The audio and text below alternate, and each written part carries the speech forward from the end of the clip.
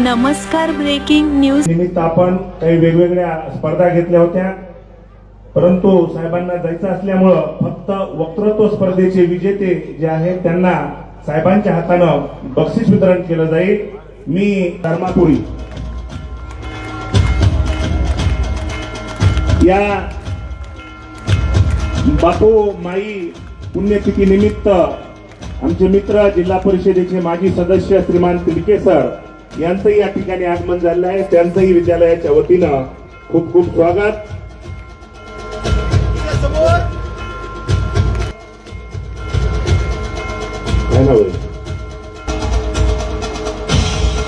त्यानंतर उत्तेजनार्थ विद्यार्थी राठोड नंदिनी नारायण सरस्वती विद्यालय श्रीमान धनंजयजी मुंडे साहेब. शिक्षण महर्षी स्वर्गीय गौतम बापू नागरगोजे व स्वर्गीय शिवशालामाई नागरगोजे पुण्यस्मरण सोहळ्याच्या निमित्तानं आज धर्मापूर येथे सरस्वती नागरगोजे प्रतिष्ठान धर्मापुरी याचे सचिव आमचे सहकारी विजयकुमार गौतम बापू नागरगोजे आणि या संस्थेच्या संचालिका डॉक्टर सरस्वती विजयकुमारजी नागरगोजे, या संस्थेचे सर्व सन्माननीय संचालक मंडळ, उपस्थित माझ्या लहान भावांनो आणि बहिणींनो, स्वर्गीय शिक्षण महर्षी गौतम बापूंच्या या पुण्यस्मरणाचं गेली 3 दिवस कार्यक्रम झाला. आज समारोप आहे आणि हा समारोपाचा दिवसही असा निवडला आहे ज्या दिवशी सावित्री फुले यांची जयंती आहे. स्वातंत्र्यापूर्वी ज्यांनी आमच्या माय माऊलीला शिक्षणाकडे वळलं आणि आज आपण पाहतोय की सर्वाधिक शिक्षणात, शिक्षण घेण्यात, शिकवण्यात आणि त्या शिक्षणातून पुढे जाण्यामध्ये आपल्या या देशातल्या सर्वाधिक महिला आहेत, सर्वाधिक भगिनी आहेत. ज्या वेळेस महिलांना घराच्या बाहेर पडायची परवानगी नसायची, तुम्ही जो पदर घेऊन आलात तो पदर तुसभरही खाली सरकायचा नाही, ही त्यावेळेसचा काळ.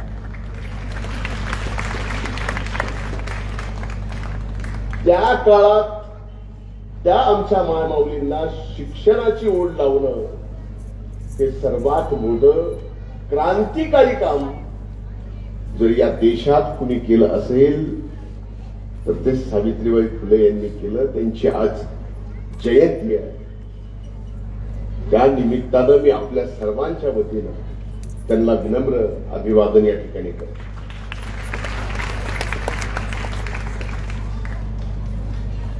खरं तर बापूंची कमाल आहे. माझे आणि बापूंचे आगळे वेगळे संबंध होते. तसं तर या परिवाराचे आणि मुंडे परिवाराचे 2 पिढ्याचे संबंध आहेत.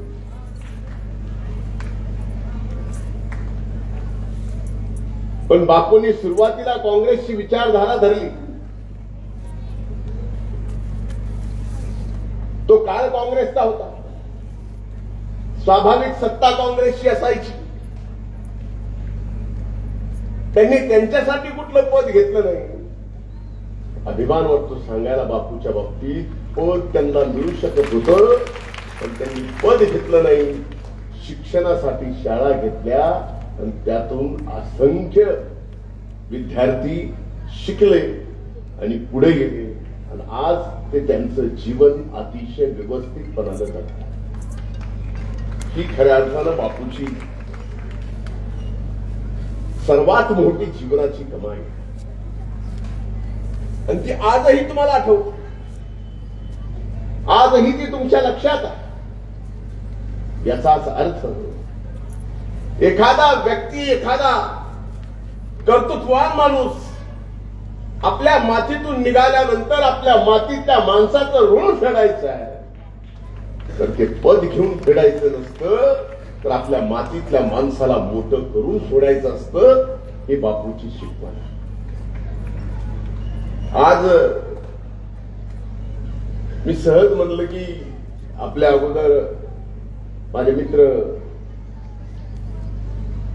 सन्माननीय संदीप पाठक यांना बोलू द्यावं, म्हणजे थोडस वराड निघालं लंडनला, थोडस तरी पाहता येईल ते पाहिजे. म्हणजे एखाद्या कलाकाराला त्याच्या पुढे काय नाव द्यावं, हे असा प्रसंग माझ्या समोर जर आला तर आमच्या बीड जिल्ह्यातल्या या मातीतल्या या संदीप पाठकांना पहिलं नाव अवली कलाकार. अद्भुत.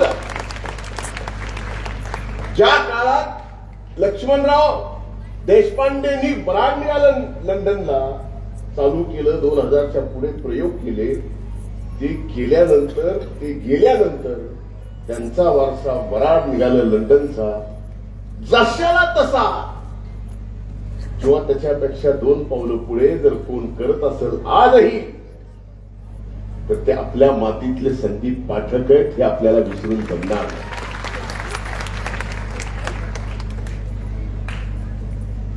आज खरंच शिक्षणावर बोलावं तर या मुलांच्या समोर शिक्षणावर आपण बोलावं. आमचं काही काम नाही, कारण त्यांच्या हातात जे मोबाईल आहे ना, ते लय काही शिकवित. पण माझ्या भगिनींना इथं उपस्थित माझ्या लहान भावांना बहिणींना एकच विनंती आहे, हात जोडून. हा जो मोबाईल आहे ना, चांगलं करायचं ठरलं तर याच्यासारखं गॅजेट कुठलं नाही, आणि वाईट सवय लागायच्या असल्या तर याच्यासारखं दळभद्री दुसरं काहीच नाही. म्हणून मी आपल्याला या ठिकाणी सांगतोय की याचा उपयोग एवढा चांगला करा की आमच्या या ग्रामीण भागातल्या शाळेतून सुद्धा निघून एक IPS, एक IAS, कुठे कुणीतरी IIT ला गेलंय, कुणी MIT ला गेलंय, हे आम्हाला या आमच्या डोळ्यांनी बघायचं. हे फक्त पुण्यात शिक्षण घेऊन माझा मुलगा IPS झाला, मुलगी UPSC पास झाली, हे ऐकायला नको. इथं 12वी झाली, ग्रॅज्युएशन केलं, पुढे शिक्षण घेतलं, पण मूळ शिकलो कुठं, घडलो कुठं, या मातीत, या मातीच्या शिकवणीमुळं आणि त्या शिक्षणामुळं मला पुढे जाता आलं. आज आपण पाहिलं तर आपला तसा हा परिसर, या परिसरामध्ये जशा जिल्हा परिषदेच्या शाळा आहेत, जशा बापूच्या या शाळा आहेत, आणखीन काही जणांच्या आहेत, तशा आता इंग्रजी शाळेंचं सुद्धा फार. मी तसा इंग्रजी शाळेतलाच आमच्या त्या काळात एक न्यू इंग्लिश स्कूल चालू केली होती स्वर्गीय मुंडे साहेबांनी आणि आगाव सरांनी, आणि ती इंग्लिश स्कूल मध्ये मजेदार होतो. ती भरायची बेलवाडी. मी तिथं 3री बसून गेलो. तिथे इंग्रजी शिकवणारा आमचे गुरुवर्य सुद्धा इंग्लिश शिकवित असताना एक कमना, हे खरं इंग्लिश नाही. आता तसं चालू असेल असं माझं म्हणणं गुरुवर्य नाही बरं, नाही तर तुम्ही विनाकारण माझ्यावर राखता. पण एक नक्की आहे की आपल्या या मराठी शाळेत सुद्धा दर्जेदार इंग्रजी शिकवली जाते, आणि त्या दर्जेदार इंग्रजीतून आपण पुढे जातोय हे सुद्धा करून दाखवण्याची जिम्मेदारी आणि हे आव्हान आमच्या या सर्व गुरुवर्यांचं. हे आव्हान तुम्ही स्वीकारता. मला आजही आठवतं की माझ्या राजकारणाच्या सुरुवातीपासून पट्टी वडगावला पहिल्यांदा 2002 ला इकडेच उभा होतो.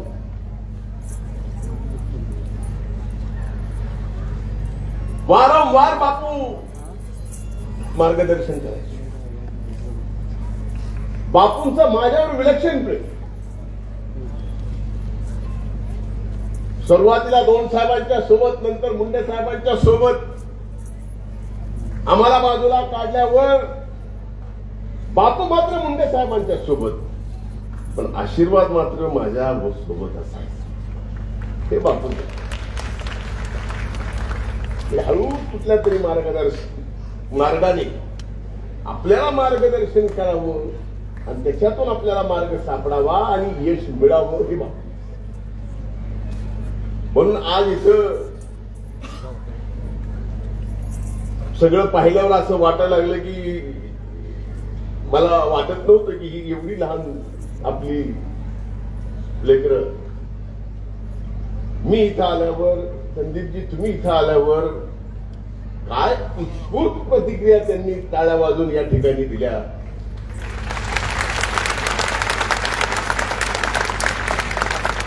म्हणजे याचा अर्थ तुम्ही आम्हाला ओळखता.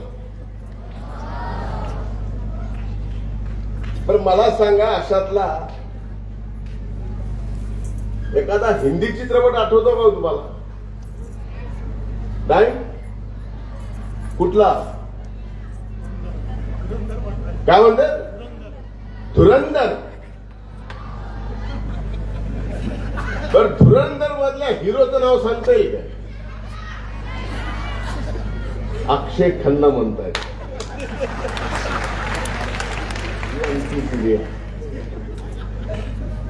मला हेच विचारायचं होतं की एखादा सिनेमा बनवताना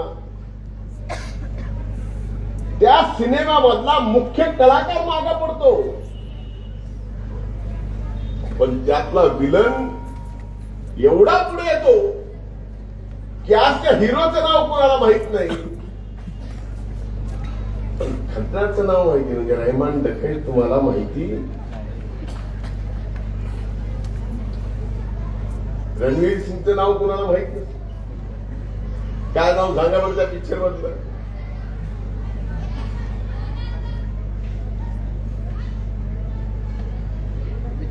हे बदलणं गरजेचं आहे.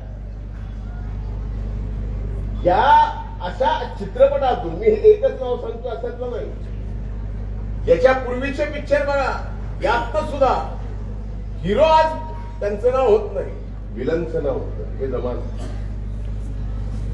आणि तशा जमान्यामध्ये राजकारणात आम्ही संदीपजी संघर्ष करतोय आणि टिकलो यामुळेच या मायबाप जनतेचा आशीर्वाद आमच्या पाठीमागे.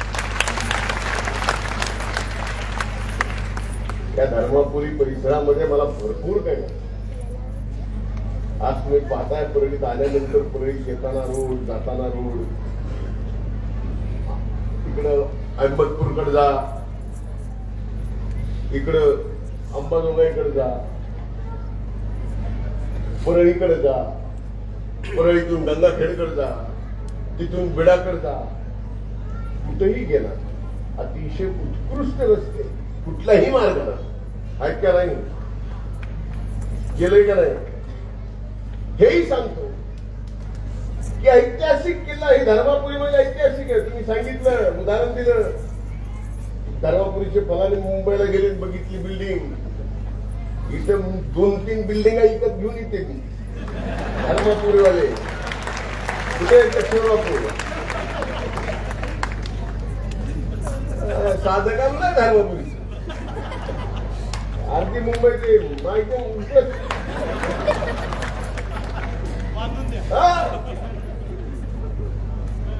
पात्राचे भाव तुम्ही असे सांगितले काशीनाथ बाप्पा ही साधं म्हणजे मी त्यांना उभं करणार होतो तुम्ही बोलत असताना.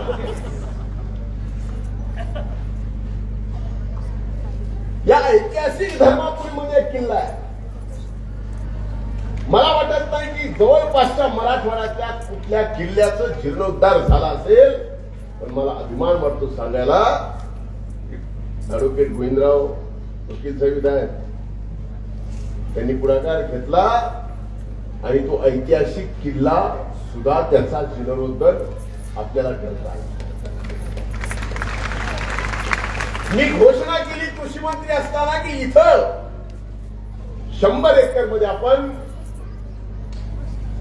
सोयाबीन संशोधन केंद्र उभं करणार आहे. कॅलिफोर्नियाच्या विद्यापीठाशी टायअप करून ते सुद्धा काम झालेलं आहे.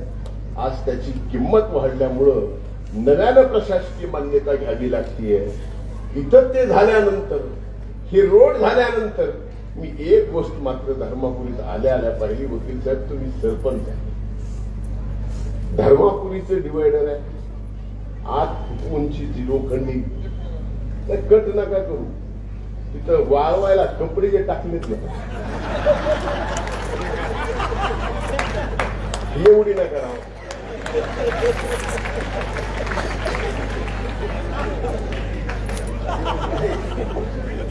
लुगड्या चादरी सहित सगळं माझा खोटा असं नाता बघा तो आहे का नाही. पण हे बरं आहे का,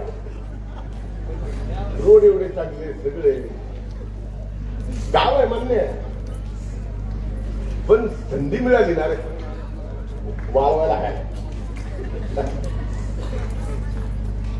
ह्या सगळ्या गोष्टी पाहता मला आज या कार्यक्रमाच्या निमित्तानं विजयकुमारजींचं, सरस्वतीताईचं आणि प्राचार्य गित्ते सरांचं आणि या संस्थेतल्या सर्व गुरुवर बंधू भगिनींचं मनापासून अभिनंदन करायचंय की या स्पर्धा घेतल्या, वेगवेगळ्या स्पर्धा घेतल्या आणि त्या स्पर्धेतून तुम्ही गुणवंत विद्यार्थी आणि विद्यार्थिनी बाहेर काढले. मला आनंद वाटला की पहिले पारितोषिक देत असताना आमच्या वेळेच्या गडबडीमध्ये तुम्ही वक्तृत्वात कोण पहिलं आलंय त्याच्यावर पारितोषिक दिलेले. म्हणजे मी आपल्याला या ठिकाणी सांगेन,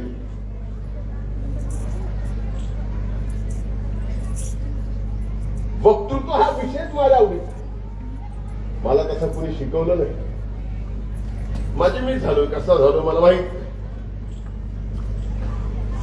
पण एखाद्या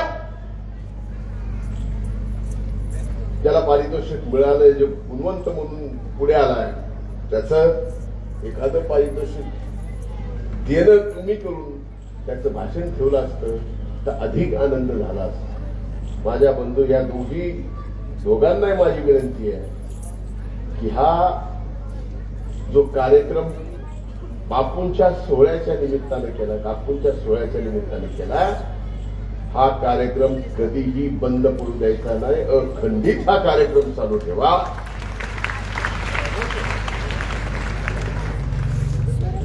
मला एक प्रश्न पडला की आज धर्मापुरी हे जरी गाव वाटत असलं तर आज जाता येता बघितलं तर हे आज धर्मापुरी शहरासारखं दिसते. वकील साहेबांची किमया आहे, त्यांनी इथं रस्त्या पाण्यापासून सगळी व्यवस्था अशा पद्धतीची आहे. सगळ्यांची तिथं सोबत जे काम करणारे आता महायुती म्हणून सगळ्यांचीच केली. म्हणजे अभूतपूर्व विकास केला. ताकद द्यायचं काम आमचं असतं, पण ती ताकद दुप्पट निर्माण करायचं अशा जिवलग सहकार्याचं ते काम असतं. म्हणून आजच्या या कार्यक्रमाच्या निमित्तानं मी शिक्षण महर्षी स्वर्गीय गौतम बापू नागरगोजे व स्वर्गीय शिवशालामाई नागरगोजे यांच्या पुण्यस्मरण सोहळ्याच्या निमित्तानं जे जे विद्यार्थी यशस्वी झाले त्या सर्व विद्यार्थ्यांचे मी मनापासून या ठिकाणी अभिनंदन करतो. लहान लहान विद्यार्थी आहेत, आणखी यांना मतदान यायला 7-8 वर्ष आहेत. मतदानाला यायच्या अगोदरच घोषणा येतात. या घोषणा काय बऱ्या नाही. ही पहिल्यांदा घोषणा ज्यावेळेस मी बालगंधर्वला विधानसभेच्या निवडणुकीत आपल्या भागाच्या मतदारांच्या जे विद्यार्थी तिथे शिकतात त्यांचा मेळावा घेतला होता आणि तिथं मी भाषणाला उठायच्या अगोदर कुणाची तरी अक्कल अशी जागी झाली ती घोषणा काढली. काय बोलते काय बोलते. अरे महाराष्ट्रात सगळ्यात नंबर 1 ला मतं घेऊन तुम्ही मायबाप जनतेने मला निवडून दिलं. त्याच्यानंतर सुद्धा एवढे संकट आपल्या नशिबाला येतात याचा विचार करा. क्या मान इस मिट्टी में ताकत इतनी है की एखादा किंचित मधला वंचित मधला किंचित माणूस पुढे यायला की त्याला कसं खाली नेते हे आपल्याला स्वर्गीय मुंडे साहेबांपासून सगळं माहिती आहे. पण जोपर्यंत तुम्ही सगळेजण माझ्या पाठीमागे विश्वासानं उभे आहात सबको कार्यक्रम काळजीच करू ना. आता उभे छान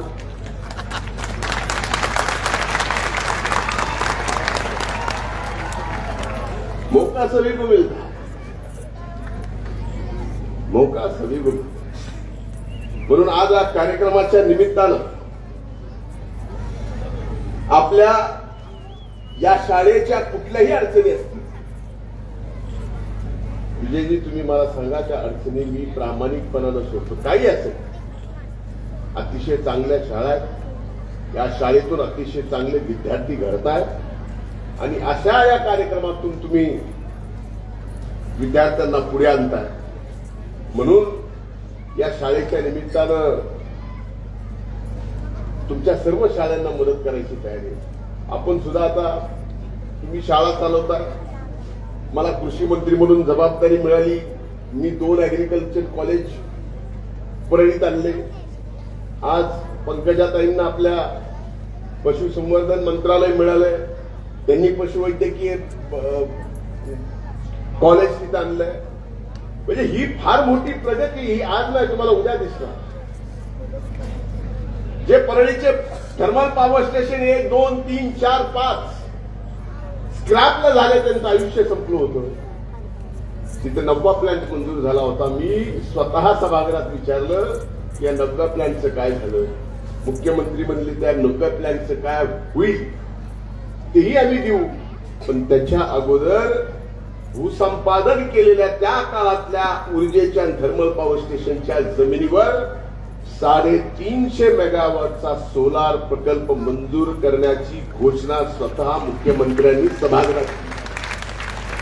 1 मेगावॉट वीज तयार करायला प्लांट बसवायला 3.5 कोटी रुपये लागतात. आता 350 कोटीला विचार करा की एवढी गुंतवणूक आपल्या या भागात येते आणि 350 मेगावॉटचा प्लांट सांभाळायला रोजगार किती लागतोय तर कमीत कमी 5,000 जण त्या ठिकाणी त्या रोजगारासाठी लागतात. या सर्व गोष्टी आपण या ठिकाणी करतो. आजच्या कार्यक्रमाला आपण मला बोलवलं तसं लय लांबून आलोय. 18 तास म्हणजे जवळजवळ 14 तासाचा प्रवास करून मी पोहोचलो की जायचं. कारण शेवटी मी नाही म्हणलो असतो, तुम्हालाही नाही म्हणलो असतो, तुम्हाला नाही म्हणलो असतो, पण बापूंना काय करून दाखवलं असतं. म्हणून मी आज बापूच्या प्रेमापोटी आणि आपल्या सगळ्यांचं दर्शन घडावं यासाठी मी इथं आहे. असाच विश्वास पाठीमागं ठेवा. संघर्ष करणं या मातीत आहे आणि ते संघर्ष तुमचा विश्वास आहे तोपर्यंत कुणी बी येऊ द्या आपण करणारच, मागे हटणार नाही. खूप खूप धन्यवाद. जय हिंद, जय महाराष्ट्र.